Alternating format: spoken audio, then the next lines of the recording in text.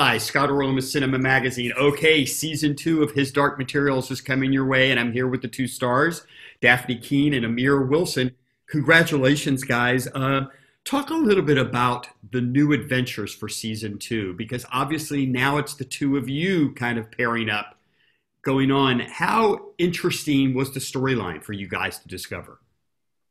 I think in season 2, we get to see the world of Chitagati, which is only hinted at. You see a bit of it through Asriel in season 1, the city in the sky, and we get to see Chitagati in its full form and how amazing it is. And also get to see how these two characters who start off as quite like independent and quite on their own mission, like on their own mission, and how they come together and how they form this bond because they kind of need each other and to help each other.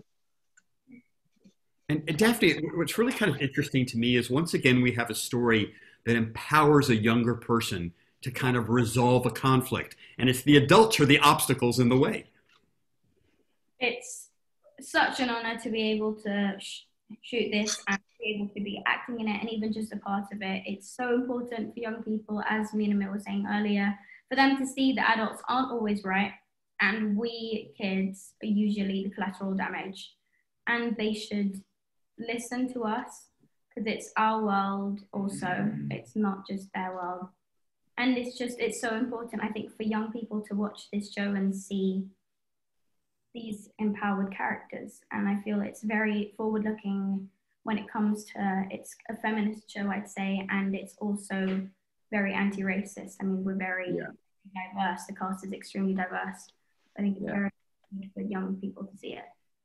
What I love too is even I don't want to say the culture clash, especially when the two of you first meet, that here we seem to have two people around the same age that should have so much in common, and yet he doesn't understand about the demons of what's going on. You don't understand about this world that he's living in. It's very much a metaphor for today and how we don't understand people that we don't know about.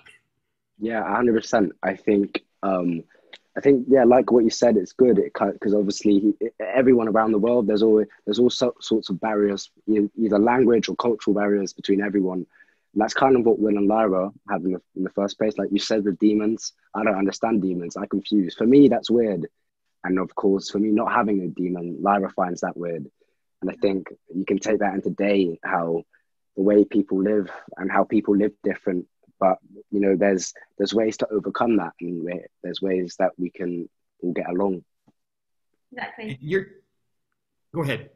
I also think that the beautiful thing about that is that you see them at the beginning not understanding each other, but somehow at the end of the day they overcome their differences in worlds because they come from different universes, literally, and they realize that they're both human beings who do have things in common, because all of us, we all come from the same place.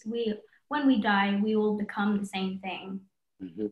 And we are, in the end, the same, even if we're so different when we're in the way of being. But physically and biologically, we are the same, and we should all stick together.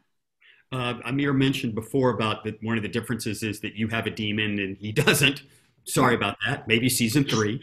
But I'm wondering, because your demon hasn't gotten the final form yet, how interesting is it for you, or creatively, because it's all added as special effects later on set?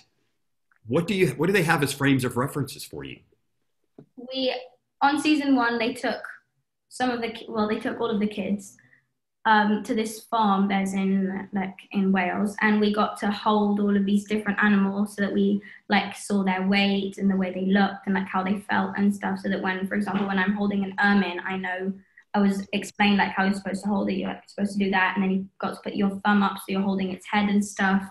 So that was really interesting. And then we had a few weeks of rehearsals on season 1 with puppets and stuff, and then we obviously have puppets on the day, so we have a rehearsal with the puppet, a take with the puppet, and then you remember what the puppet does, and then they take the puppet out, and then they film, which is really interesting. It's really weird doing it, and then watching then later on this extremely real-looking animal next to you, which wasn't there that day, which was just thin air, and then suddenly there's an leopard or whatever. It's just, Yeah. Well, I congratulate you both. Terrific show. And all I could say is I want what that little truth device. Boy, Yeah, it's really handy. And the alethiometer. I think everyone needs one. Yeah. Thank you, Amir, Daphne. Thank you very much. Dark Materials. And this is Scott Orlin. Until next time. Thank you very much. Take care. Thanks, Scott.